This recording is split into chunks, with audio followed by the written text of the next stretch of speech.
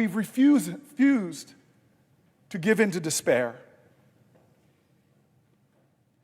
And so I fear, as senator after senator today gets up and speaks, I fear that mere words in this time are impotent and ineffective.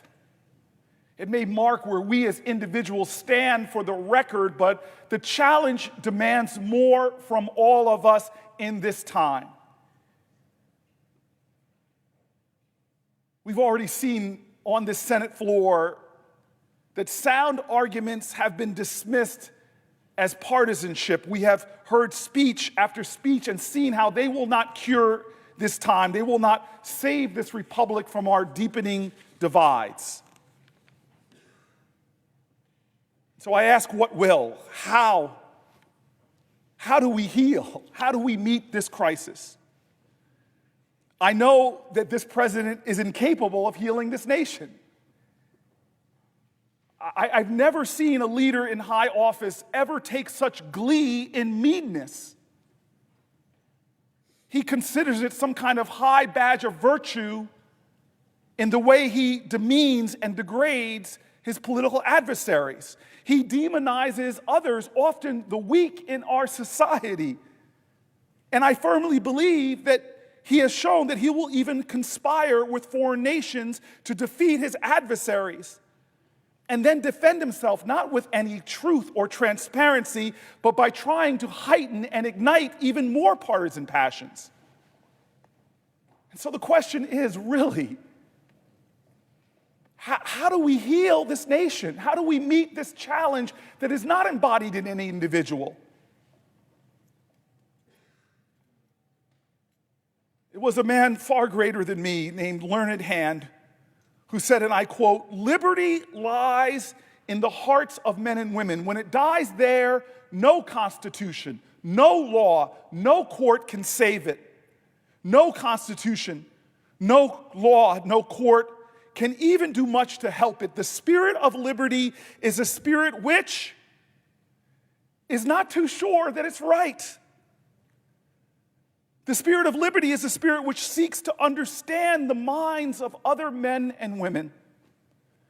The spirit of liberty is the spirit which weighs the interests, their interests, alongside its own without bias." I continue to quote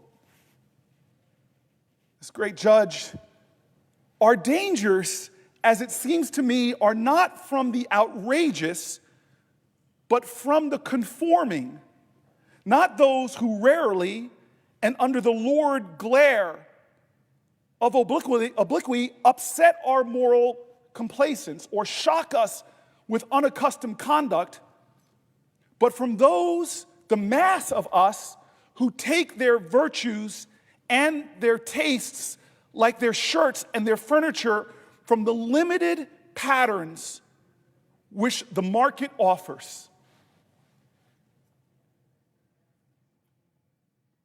I love our nation's history, and I'm telling you right now, we have seen that the true test of our democracy will not come simply from the low actions from our leaders on most high. The true test of our democracy will not turn alone on the actions of this body, because presidents before and this body before have failed us in dark times. They failed the ideals of freedom when time and time again they defended slavery.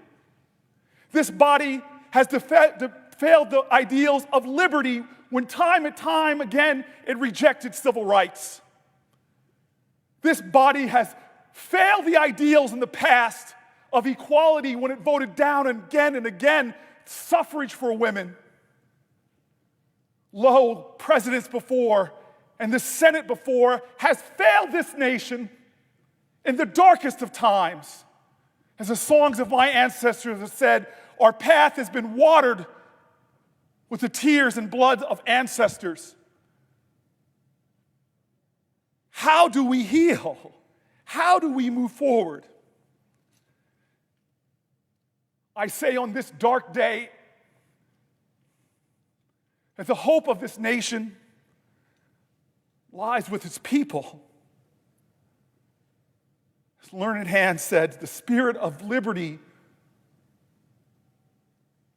is not embodied in the Constitution. Other nations have constitutions that have failed. The hope of this nation will always lie with its people. And so we will not be cured today. And I tell you, tomorrow's vote, it is a defeat, but we as the people facing other defeats in this body, we must never be defeated.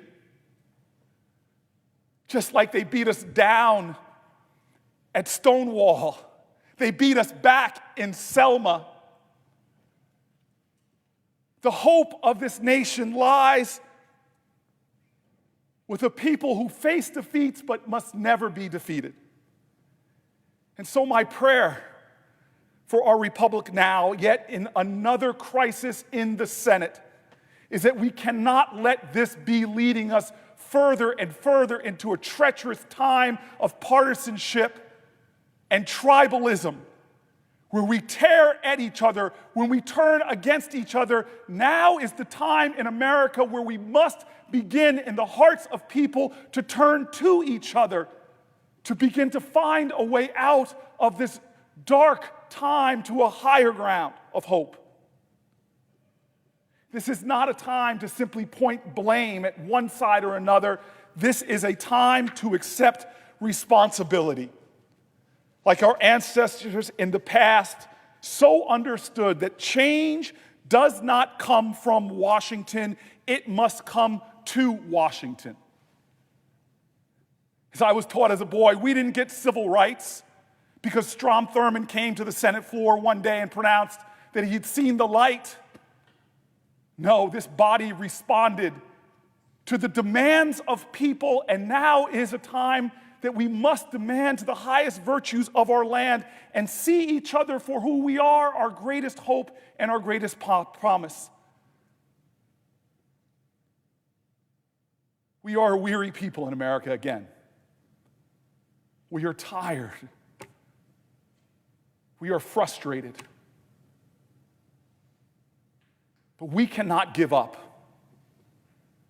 That flag over there, we who swear an oath to it, and don't just parrot words or say them with some kind of perfunctory obligation, but those who swear an oath to this nation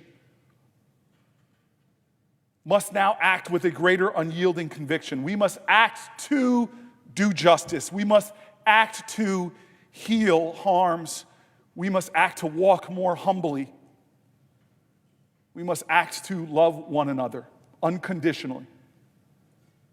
And now, more than ever, perhaps we need to act in the words of a great abolitionist, a former slave, who in a dark, difficult time, when America was failing to live up to its promise, gave forth a sentiment in his actions captured in the poetry of Langston Hughes. He declared through his deed and through his work and through his sacrifice that America never was America to me. And yet I swear this oath, America will be. May we as a nation in this difficult time, where we face the betrayal of a president, the surrender of obligation by a body, may we meet this time with our actions of goodwill, of a commitment to love and to justice, and to yet again elevating our country, so that we too may be like it says in that great text, a light unto all nations. Thank you. President. Mr. President. Senator from Ohio. I'm here today to talk about the Senate trial and the factors I've considered in making my decision on the articles of impeachment from the House. I've now read hundreds of pages of legal briefs and memos, including the testimony of 17 witnesses. Here on the Senate floor, I've reviewed more than 190 witness videos and listened carefully to more than 65 hours of detailed presentations from both the House managers and from the President's legal team. As co-founder and co-chair of the Ukraine caucus, and someone who's proud to represent many Ukrainian Americans in Ohio. I've been active for the past several years in helping Ukraine as it has sought freedom and independence since the 2014 Revolution of Dignity that saw the corrupt Russian-backed government of Viktor Yanukovych replaced with pro-Western elected leaders. Since first seeing the transcript of the phone call between President Trump and President Zelensky 4 months ago, I've consistently said that the president asking Ukraine for an investigation of Joe Biden was inappropriate and wrong. I've also said since then that any actions taken by members of the administration or those outside the administration to try to delay military assistance or a White House meeting pending an investigation by Ukraine were not appropriate either. But while I don't condone this behavior, these actions do not rise to the level of removing President Trump from office and taking him off the ballot in a presidential election year that is already well underway. I first look to the fact that the founders meant for impeachment of a president to be extremely rare, reserved for only, and I quote, treason, bribery, and other high crimes and misdemeanors, end quote. Any fair reading of what the founders meant in the Constitution and in the Federalist Papers in the context of history and just plain common sense makes it clear that removing a duly elected president demands that those arguing for conviction meet a high standard. As an example, for good reason, there's never been a presidential impeachment that didn't allege a crime. In the Clinton impeachment, the independent counsel concluded that President Clinton committed not one, but 2 crimes. In this case, no crime is alleged. Let me repeat. In the 2 articles of impeachment that came over to us from the House, there is no criminal law violation alleged. Although I don't think that that's always necessary, there could be circumstances where a crime isn't necessary in an impeachment. Without a crime, it's even a higher bar for those who advocate for a conviction, and that high bar is not met here. What's more, even though it was delayed, the president ultimately did provide the needed military assistance to Ukraine, and he provided it before the September 30 budget deadline. And the requested investigations by Ukraine were not undertaken. It's an important point to make. The aid went, the investigations did not occur. The military assistance is particularly important to me as a strong supporter of Ukraine. In fact, I was one of those senators who fought to give President Obama and his administration the authority to provide badly needed lethal military assistance to Ukraine in response to the Russian aggression that came right after the Revolution of Dignity in 2014. I must say, I strongly urge the Obama administration to use that authority. And, like Ukraine, I was deeply disappointed when they did not. I strongly supported President Trump's decision to change course and provide that assistance shortly after he came into office. While visiting Ukrainian troops on the front lines in the Donbas region of Ukraine, I've seen firsthand how much those soldiers need the military assistance President Trump alone has provided. Beyond whether the president's conduct met the high bar of impeachment, there is also the underlying issue of the legitimacy of the House impeachment process. The House Democrats sent the Senate a flawed case, built on what respected George Washington University constitutional law professor Jonathan Turley calls, quote, the shortest proceeding with the thinnest evidentiary record and the narrowest grounds ever used to impeach a president, end quote. Instead of using the tools available to compel the administration to produce documents and witnesses, the House followed a self-imposed and entirely political deadline for voting on the articles of impeachment before Christmas. After the rush vote, the House then inexplicably stalled, keeping those articles from being delivered here in the Senate for 28 days, time they could have used to subpoena witnesses and resolve legitimate disagreements about whether evidence was privileged or not. They didn't even bother to subpoena witnesses they then wanted the Senate to subpoena for them. The House process was also lacking in fundamental fairness and due process. in a number of respects. It is incomprehensible to me that the President's counsel did not have the opportunity to cross-examine fact witnesses, and that the House selectively leaked deposition testimony from closed-door sessions. Rushing an impeachment case through the House without due process and giving the Senate a half-baked case to finish sets a very dangerous precedent. If the Senate were to convict, it would send the wrong message and risk making this kind of quick, partisan impeachment in the House a regular occurrence moving forward. That would be terrible for the country. Less than a year ago, Speaker Nancy Pelosi said, and I quote, "Impeachment is so divisive to the country that unless there's something so compelling and overwhelming and bipartisan, I don't think we should go down that path." End quote.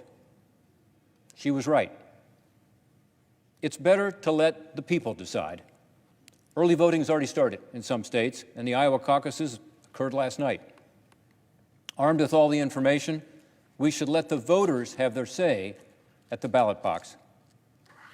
During the last impeachment 21 years ago, now House Manager Congressman Jerry Nadler said, and I quote, "There must never be a narrowly voted impeachment or an impeachment substantially supported by one of our major political parties and largely opposed by the other. Such an impeachment would lack legitimacy," end quote. In this case, the impeachment wasn't just substantially supported by Democrats, it was only supported by Democrats. In fact, a few Democrats actually voted with all the Republicans to oppose the impeachment. Founder Alexander Hamilton feared that impeachment could easily fall prey to partisan politics. That's exactly what happened here, with the only purely partisan impeachment in the history of our great country. For all these reasons, I'm voting against the articles of impeachment tomorrow. It's time to move on, and to move on to focus on bipartisan legislation to help the families that we represent. Unlike the House, the Senate is blocked from conducting its regular business during impeachment. My colleague from New Jersey asked a moment ago, how do we heal? How do we heal the wounds? Our country is divided, and I think the impeachment has further divided an already polarized country. I think we heal in part by surprising the people and coming out from our partisan corners and getting stuff done, stuff that they care about, that affects the families we were sent here to represent. While in the impeachment trial, we were prevented from doing the important legislative work our constituents expect, like passing legislation to lower prescription drug costs, like rebuilding our crumbling roads and bridges, like addressing the new addiction crisis, the combination of synthetic opioids like fentanyl and crystal meth, pure crystal meth coming from Mexico. It's an opportunity for us to strengthen our economy with better skills training, including passing legislation to give workers the skills they need to meet the jobs that are out there. Those are just a few ideas that are ready to go. Ideas the President supports, Republicans support, Democrats support. I've been working on bipartisan initiatives like the Jobs Act to provide that needed skills training, the Restore Our Parks Act to deal with the infrastructure that's crumbling in our national parks, the Energy Savings and Industrial Competitiveness Act, which promotes energy efficiency, something we should be able to agree on across the aisle.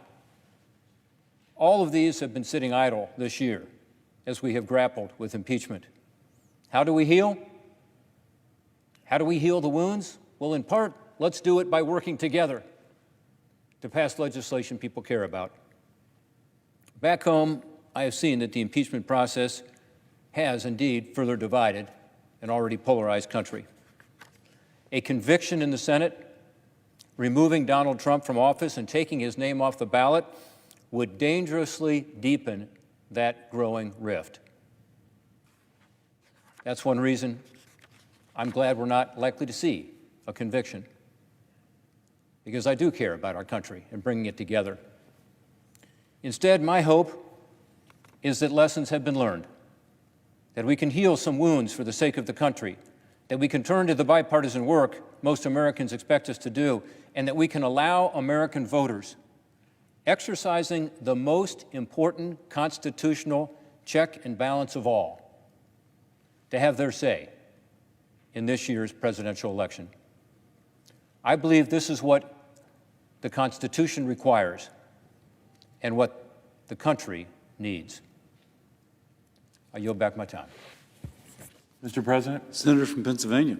Thank you, Mr. President. Mr. President, as I rise today to discuss this impeachment trial, I'm reminded of an inscription above the front door of the Finance Building in Harrisburg, Pennsylvania, from the 1930s.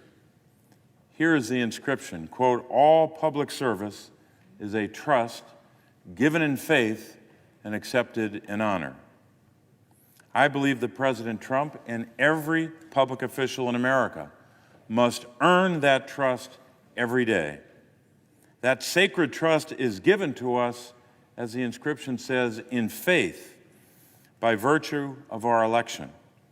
The question for the President and every public official is this: will we accept this trust by our honorable conduct? The trust set forth in the inscription is an echo of Alexander Hamilton's words in Federalist Number 65, where Hamilton articulated the standard for impeachment as, quote, "offenses which proceed from the misconduct of public men," or, in other words, from the abuse or violation of some public trust, unquote. Over the past 2 weeks, I've listened carefully to the arguments put forward by the President's defense lawyers and the House managers. In light of the substantial record put forth by the managers in this case, I've determined that the managers have not only met, but exceeded their burden of proof. President Trump violated his duty as a public servant by corruptly abusing his power to solicit foreign interference in the 2020 election, and by repeatedly obstructing Congress's constitutionally based investigation into his conduct. President Trump's clearly established pattern of conduct indicates that he will continue to be, quote, "a threat to national security and the Constitution if allowed to remain in office," unquote. For these reasons, I will vote guilty on both Article 1 and Article 2. This impeachment was triggered by the President's conduct. We're here because the President abused his power, the awesome power of his office, to demand that an ally investigate a political opponent, proving his contempt for the Constitution and his duties as a public official. The House managers provided substantial evidence of wrongdoing. First, as to Article 1 regarding abuse of power, many of the facts here are undisputed. For example, there is no dispute that the President has said, when referring to the Constitution itself, quote, Article 1 or Article 2 allows me to do whatever I want, unquote. So said the President of the United States of America. Then he withheld congressionally authorized military assistance to Ukraine in a White House meeting that Ukrainian President Zelensky, a meeting with President Zelensky, and continued that military assistance, and conditioned that military assistance, I should say, and the meeting on Ukraine publicly announcing investigations into Vice President Biden and his son, as well as a debunked conspiracy theory about the 2016 election interference. The memorandum of the July 25th phone call, in which President Trump asked President Zelensky, quote, to do us a favor, though, after Zelensky brought up in the conversation military assistance, that evidence is compelling, evidence of wrongdoing. The President reiterated on the White House lawn on October 3rd that Ukraine should, quote, start a major investigation into the Bidens, unquote, before adding that China should also, quote, start an investigation into the Bidens, unquote. President Trump's own politically appointed ambassador to the European Union, Gordon Sondland, explicitly testified that the meeting and the assistance were conditioned on announcing the investigations. The president's defense lawyers first insisted on this floor that he, quote, did absolutely nothing wrong, unquote. But later, after even Republican senators would not make that claim, the new justification for his misconduct was, quote, corruption and, quote, burden sharing, unquote. If the president was so concerned about corruption in Ukraine, why did he dismiss one of our best corruption-fighting diplomats, Marie Yovanovitch? The Department of Defense in May also certified that Ukraine had taken, quote, substantial actions, unquote, to decrease corruption. If there were legitimate foreign policy concerns about corruption, the president would not have released aid to Ukraine without delay in 2017 and in 2018, only to delay it in 2019 after Joe Biden announced his run for president. If there were legitimate foreign policy concerns, the president would not have been interested in pursuing investigations based on, as Dr. Fiona Hill testified, a, quote, fictional narrative that is being perpetrated and propagated by the Russian security services, unquote, to raise doubts about Russia's own culpability in the 2016 election interference, and to harm the relationship between the United States and Ukraine. Furthermore, as the president's defense team would have us believe that he legitimately asserted executive privilege over the House's well-founded impeachment inquiry, despite the fact that he never actually asserted a privilege over a single document or witness. Rather, he issued a blanket directive in which he refused to cooperate entirely with the House investigation. This action not only obstructed the House's constitutional responsibility of oversight, it also sought to cover up the president's corrupt abuse of power. At the time of the drafting of the Constitution, the framers' understanding of, quote, high crimes and misdemeanors, unquote, was informed by centuries of English legal precedent. This understanding was reflected in the language of Federalist Number 65 that I referred to earlier, regarding, quote, an abuse or violation of some public trust, unquote. Based on this history, both chambers of Congress have consistently interpreted, quote, high crimes and misdemeanors, unquote, broadly to mean, quote, serious violations of the public trust, unquote. The president's defense lawyers argued that impeachment requires the violation of a criminal statute to be constitutionally valid. This argument is offensive, dangerous, and not supported by historical precedent, credible scholarship, or common sense about the sacred notion of the public trust. When applying the impeachment standard of a, quote, abuse or violation of some public trust, it is clear that President Trump's conduct exceeded that standard. Any effort to corrupt our next election must be met with swift accountability as provided for in the impeachment clause in the Constitution. There is no other remedy to constrain a president who has acted time and again to advance his personal interests over those of the nation.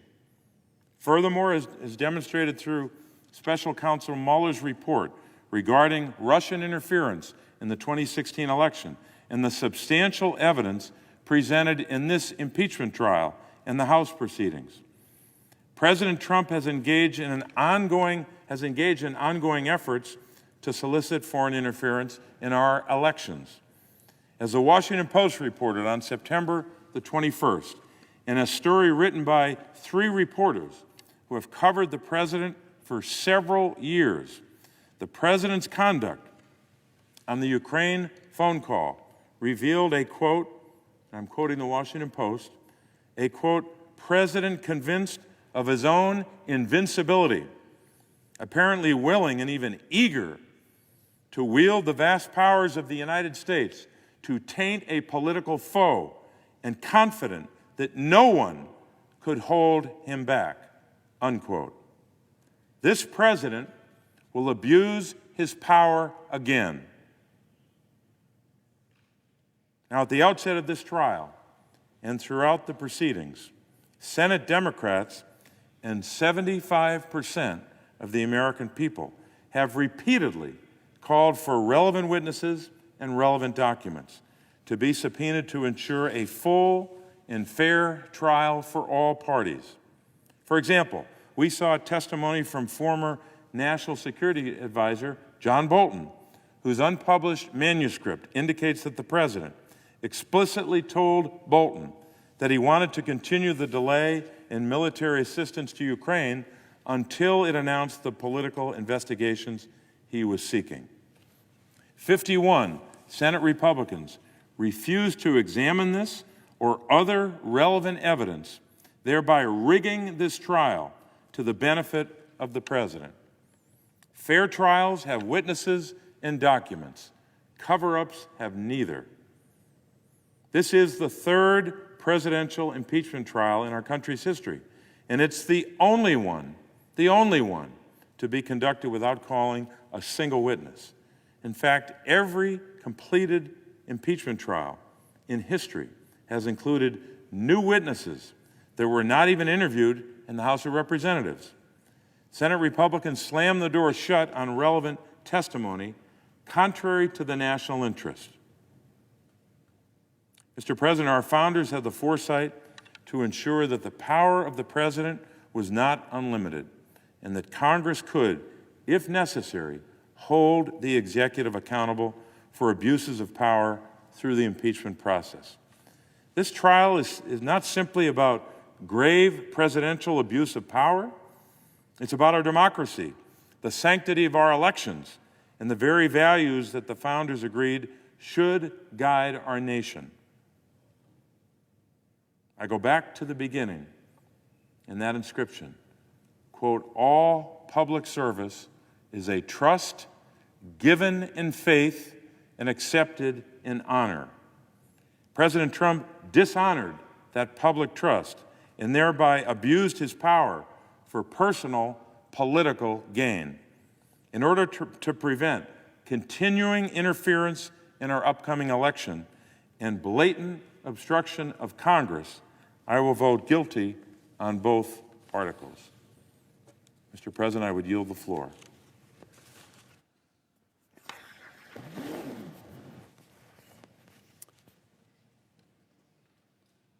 Mr. President. Senator from Arkansas.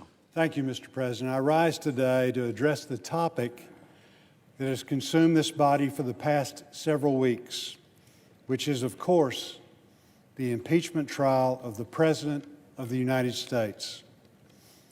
After the passage of 2 impeachment articles in the House, Speaker Pelosi waited nearly a month to transmit the articles to the Senate. Once she finally did, the trial took precedent and the wheels were set in motion to conduct the proceedings and render a verdict. Since it became clear that the House would vote to impeach the President, I have taken my constitutional duty to serve as a juror in the impeachment trial with the seriousness and the attention that it demands. In light of the extensive coverage this situation received, it was impossible not to take notice of the process that unfolded in the House over the course of its investigation. Its inquiry was hasty, flawed, and clearly undertaken under partisan pretenses.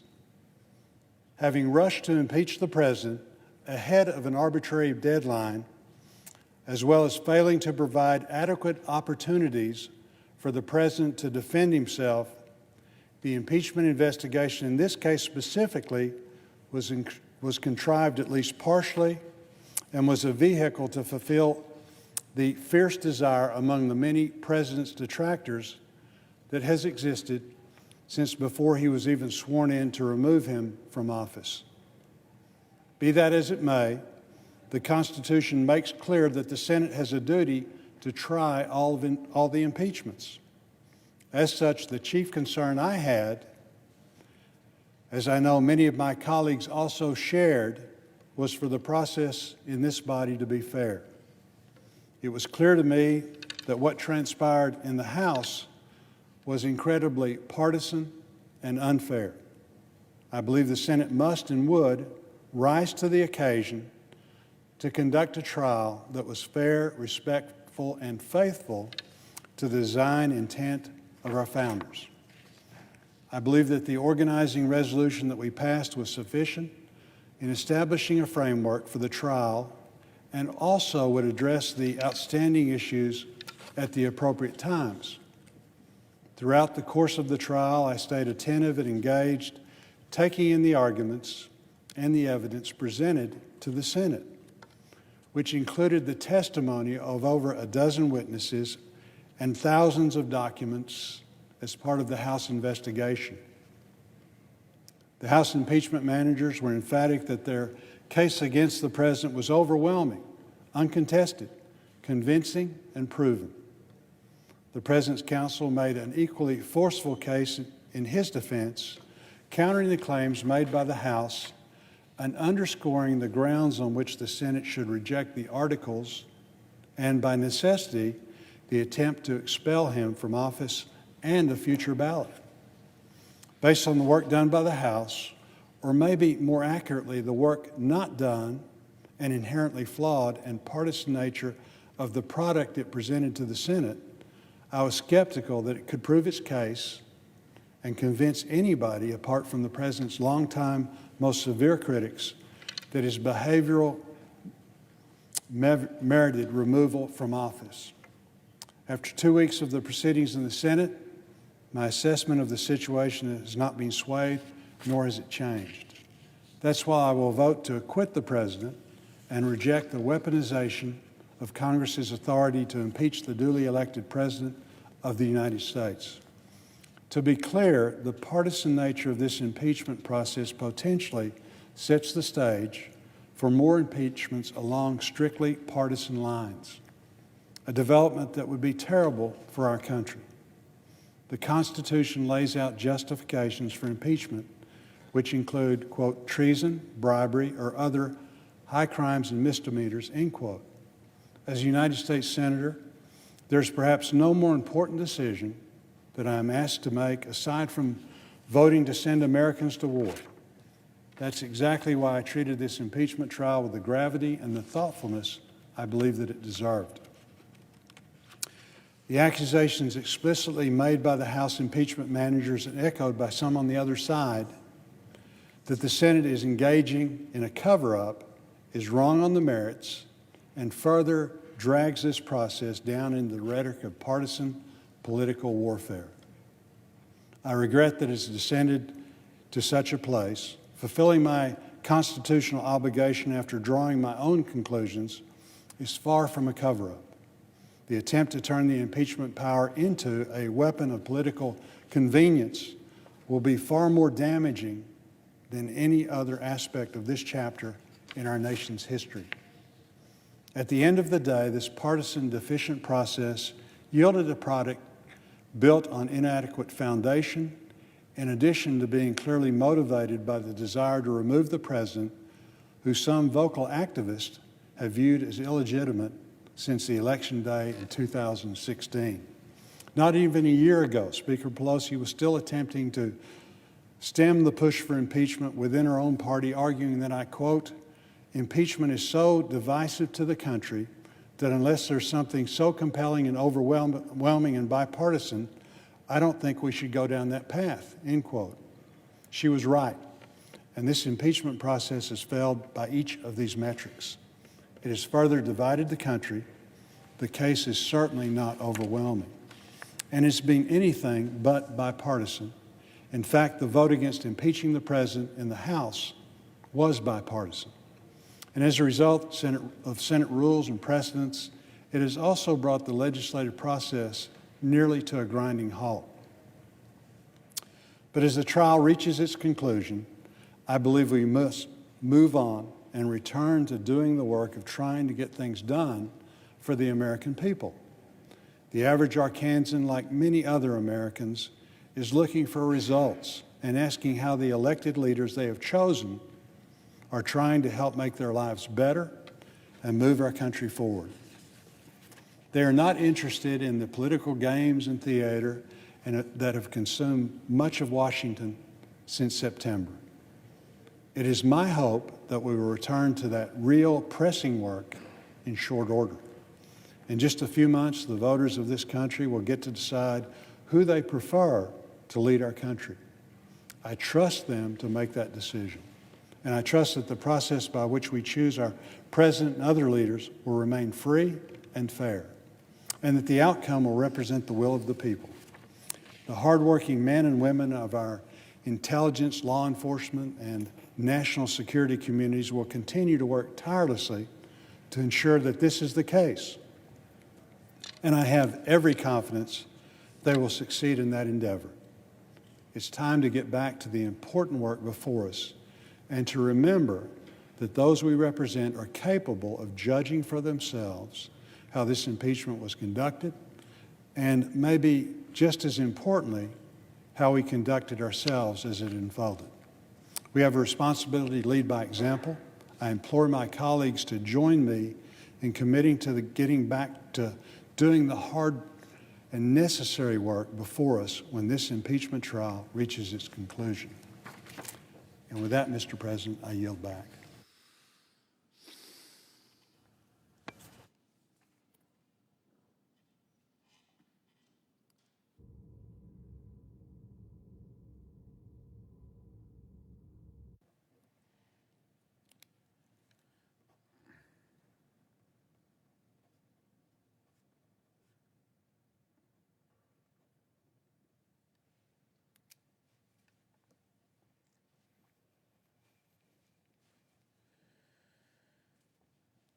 Mr. President, The senator from Oklahoma.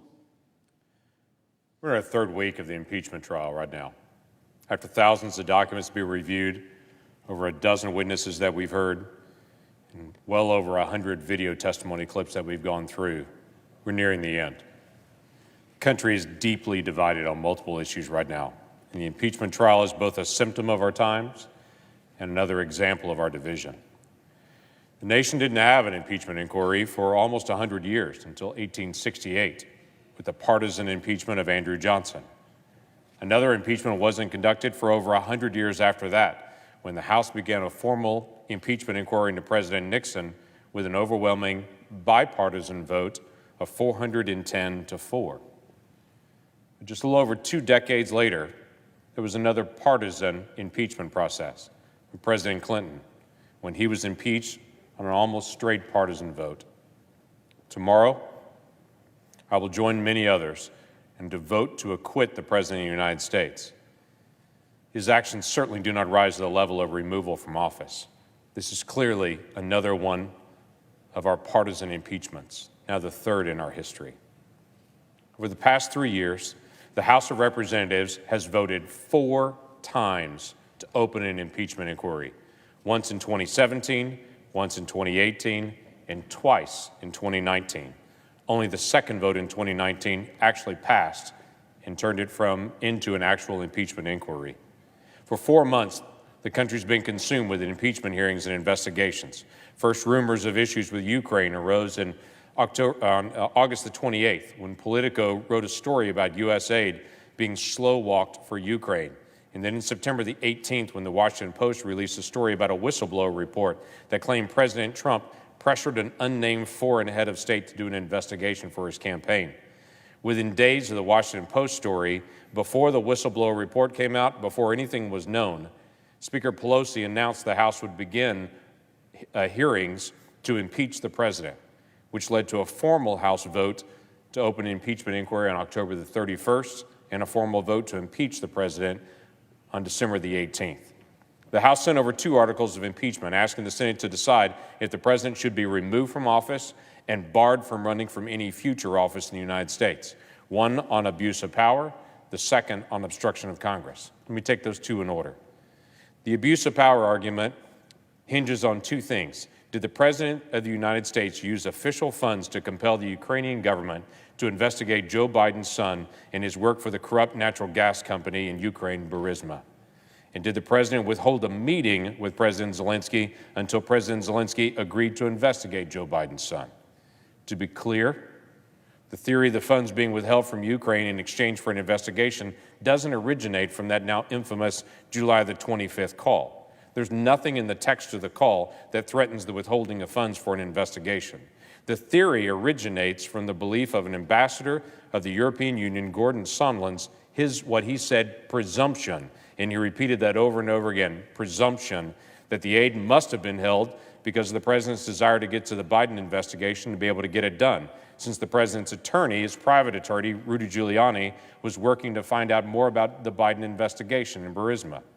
Ambassador Sondland told multiple people about his theory, but when he actually called President Trump and asked him directly about it, the president responded that there wasn't any quid pro quo. He just said he wanted the president of Ukraine to do what he ran on and to do the right thing.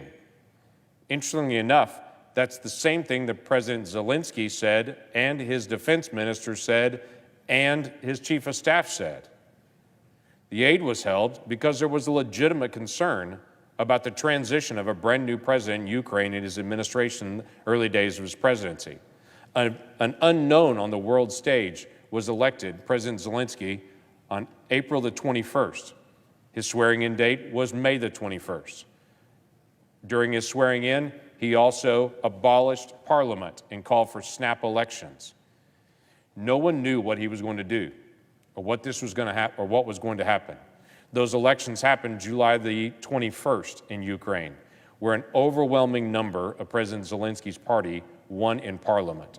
There was an amazing transition in a relatively short period of time in Ukraine, and there were a lot of questions. I would tell you, I was in Ukraine in late May of 2019, and our State Department officials there certainly had questions on the ground on the rapid transition that was happening in Ukraine. It is entirely reasonable for there to be able to be a pause at that time period. Those concerns were resolved by August and early September when the new parliament started passing anti-corruption laws, and Vice President Pence sat down face-to-face with President Zelensky on September the 1st in Poland to discuss their progress on corruption and their progress on getting other nations to help supply more aid to Ukraine. As for the meeting with the president, that being withheld, as I just mentioned, the Vice President of the United States met with President Zelensky on September the 1st. That meeting was originally scheduled to be with the President of the United States, and all the planning had gone into it, and there's documentation for that there was a meeting happening between President Zelensky, which is actually the place and date that he asked for, to meet with President Trump. Except in the final moments of that, in the final days leading up to it, Hurricane Dorian approached the United States, and that meeting had to be called off with the president while he stayed here, and so the vice president went in his stead. There was no quid pro quo in a meeting. That meeting that was requested actually occurred.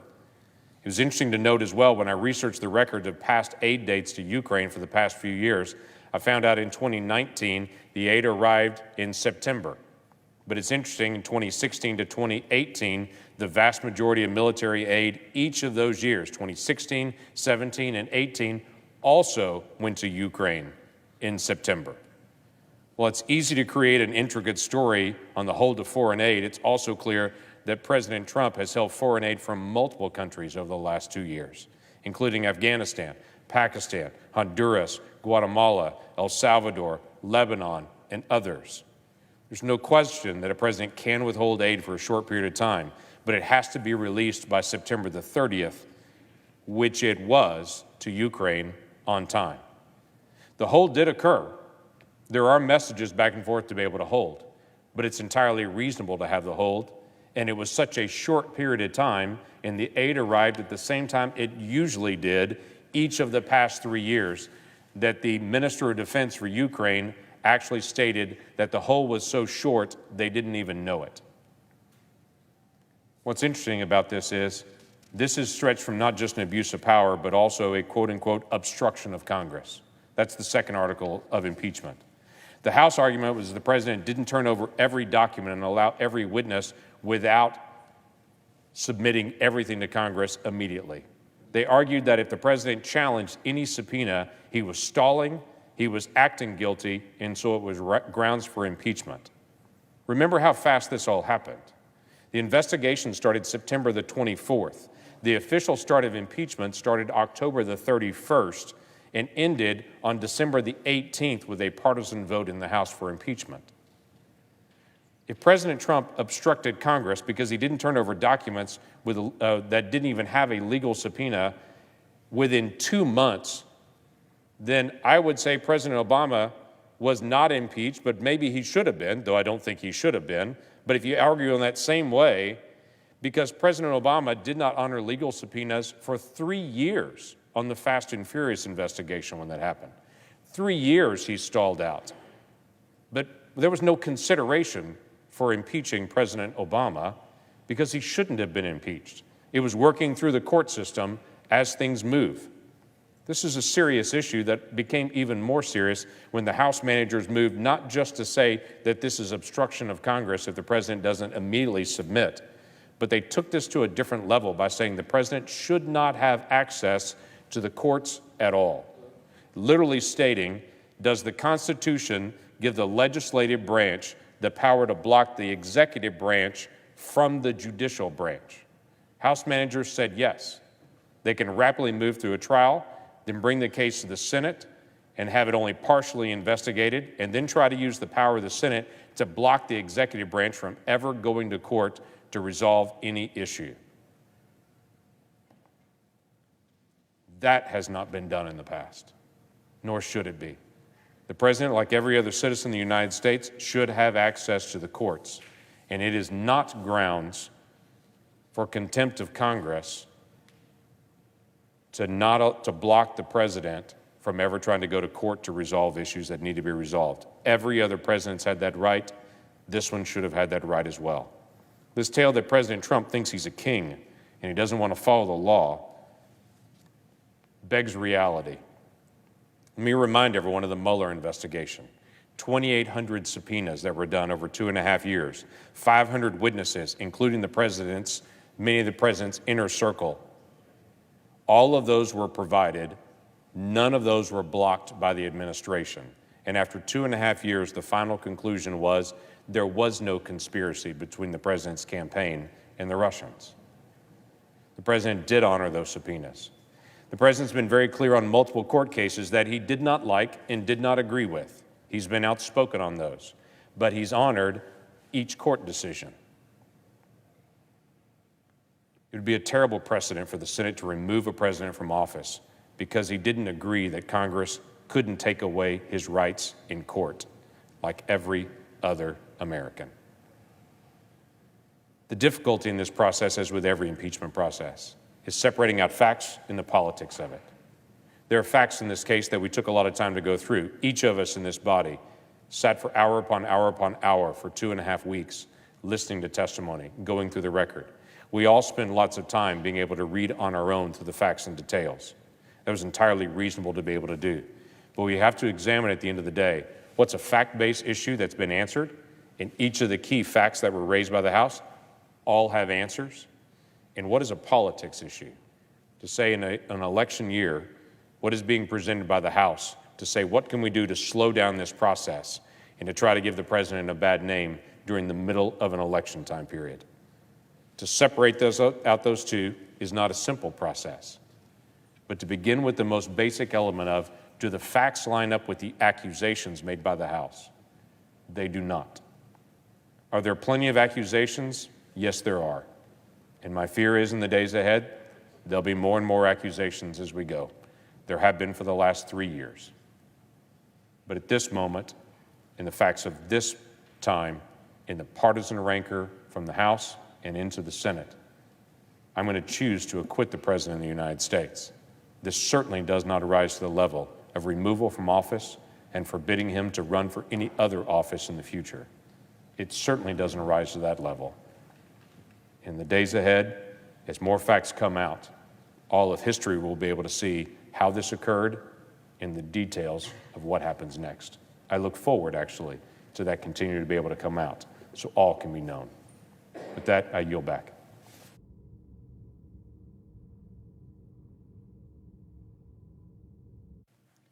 Mr. President. The senator from Maine. Mr. President, I'd like to share my remarks not only with my colleagues today, but more so with those who will come after us.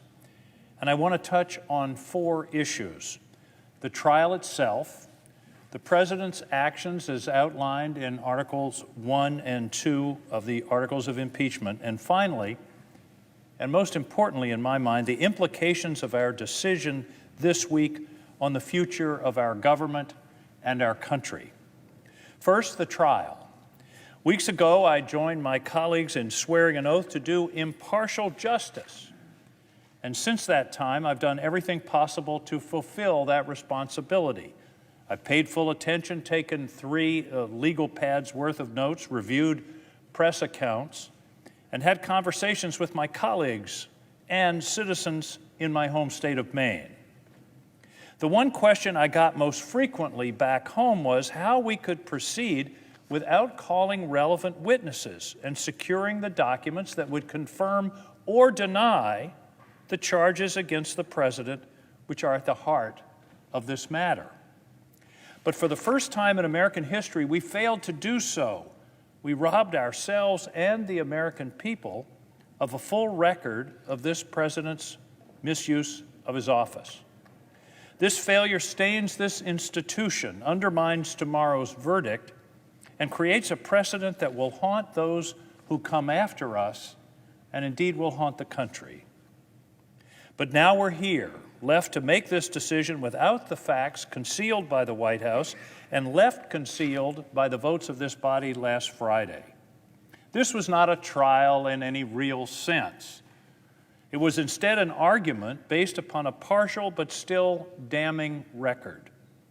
How much better it could have been had we had access to all the facts, facts which will eventually come out, but too late to inform our decisions. As to the articles of themselves, I should begin by saying I have always been a conservative on the subject of impeachment. For the better part of the last 3 years, I have argued both publicly and privately against the idea. Impeachment should not be a tool to remove a president on the basis of policy disagreements. The president's lawyers are right when they argue that this would change our system of government and dangerously weaken any president. But this reluctance must give way if it requires my turning a blind eye to what happened last summer. The events of last summer were no policy disagreement. They were a deliberate series of acts whereby the president sought to use the power of his office in his own personal and political interest, specifically by pressuring a government of a strategic partner, a partner, by the way, significantly dependent upon our moral and financial support, pressuring that government to take action against one of the president's political rivals and thereby undermine the integrity of the coming American election. And this last point is important. In normal circumstances, the argument of the president's defenders that impeachment is not necessary because the election is less than a year away would be persuasive. I can understand that. But the president in this matter was attempting to undermine that very election. And he gives every indication that he will continue to do so. He has expressed no understanding that he did anything wrong, let alone anything resembling remorse. Impeachment is not a punishment, it's a prevention. And the only way, unfortunately, to keep an unrepentant president from repeating his wrongful actions is removal. And this president has made it plain that he will listen to nothing else. Article 1 charges a clear abuse of power in inviting foreign interference with the upcoming election. Inviting foreign interference with the upcoming election. The president tasked his personal attorney to work with a foreign head of state to induce an investigation or just the mere announcement of an investigation that could harm one of the president's top political rivals. And to compel the Ukrainians to do so, he unilaterally withheld nearly $400 million appropriated by Congress to help them fend off Russia's naked and relentless aggression. The president's backers claim that this was done in an effort to root out corruption. So why not use official channels?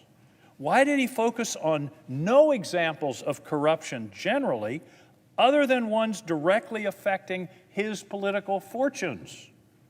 And why did he not make public the withholding of funds, as the executive branch typically does, when seeking to leverage federal monies for policy goals? No matter how many times the president claims his phone call with President Zelensky was not perfect, it simply wasn't.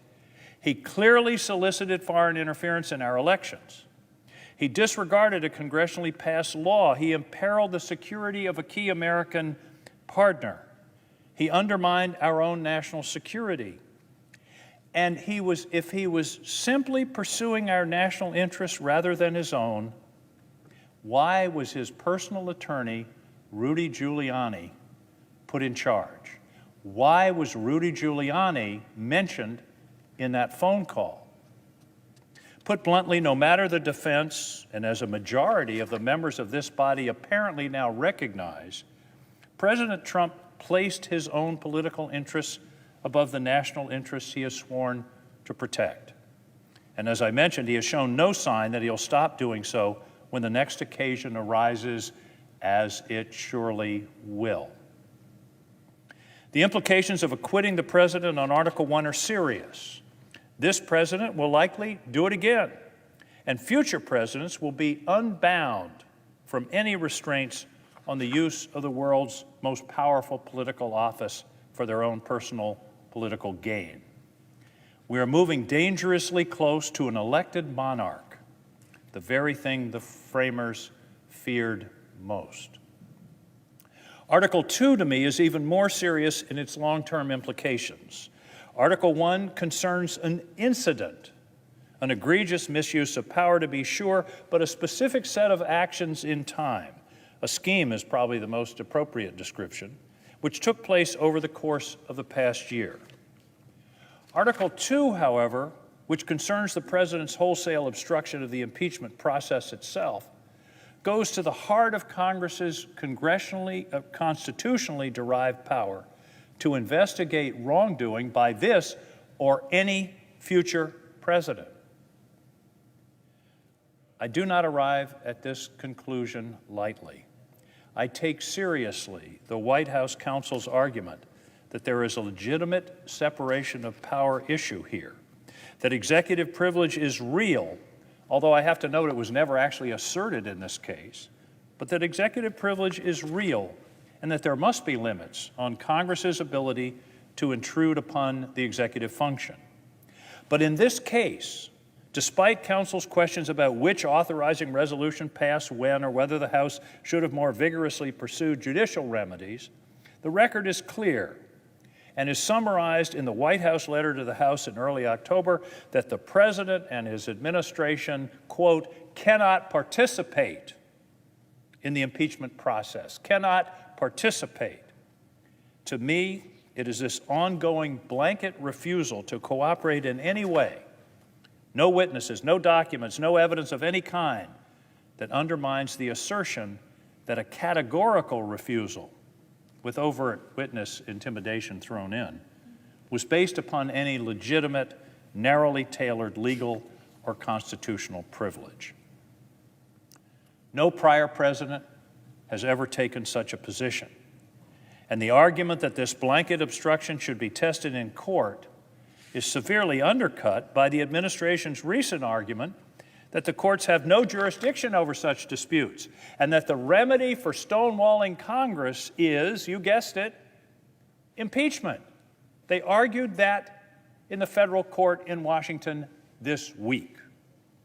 Interestingly, the first assertion of executive privilege was by George Washington when the House sought background documents on the Jay Treaty. Washington rested his refusal to produce those documents on the idea that the House had no jurisdiction over matters of foreign policy. But interestingly, Washington, in his message to Congress, did specify one instance where the House would have a legitimate claim on the document's release. What was the instance? You guessed it, impeachment.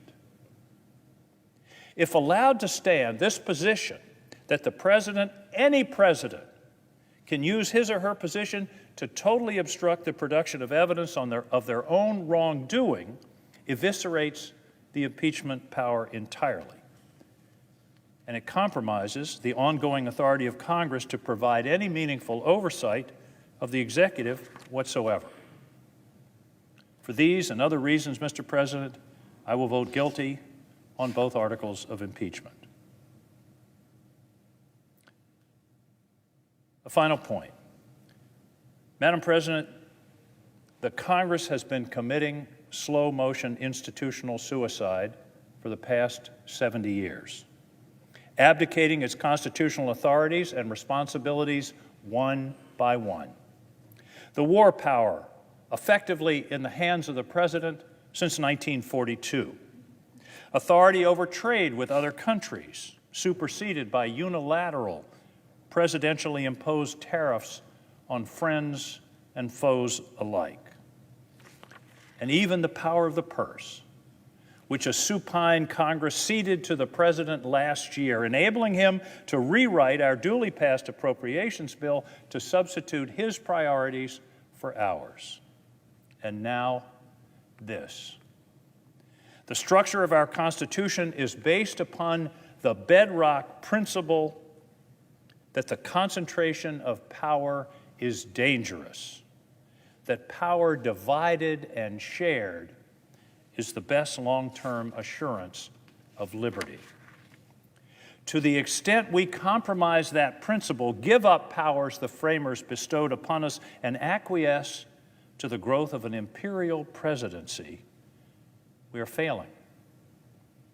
We are failing our oaths. We are failing our most fundamental responsibility. We are failing the American people. History may record this week as a turning point in the American experiment. The day that we stepped away from the framers' vision, enabled a new and unbounded presidency, and made ourselves observers rather than full participants in the shaping of our country's future. Madam President, I sincerely hope I am wrong in all of this, but I deeply fear that I am right. Thank you, Madam President. I yield the floor.